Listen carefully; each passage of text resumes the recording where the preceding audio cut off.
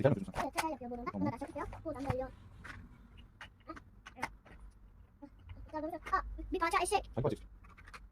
İşte bu eşek. Ne o? Dısı mı? Bir de şu.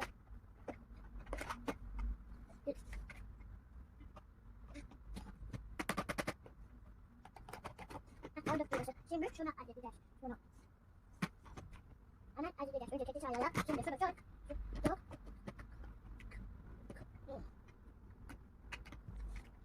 Ne oldu bir tane daha parça? Eğer misin? Parça. Ne bir parça? Nerede? Orada. Tamam. Bak burada parça. Evet, o değil. Hangisi? Hatta da acım hatta. İşte Tamam bu. tamam tamam. Bir parça da lazım. O parçayı tamam edelim. Olmaz. Baba hadi tamam başlayalım. Hadi başlayalım. Önce onu Ne yapıyorsun şimdi? şimdi zamanla kesiyor. Tamam. Baba baksana. Onu düzeltiriz. Yapıştırırız. Tamam yapalım. Ben yaptım. Tamam, Baba benim aşağı tamir bir ton ama bunu iptal ediyor. Yoda. Kim tamir?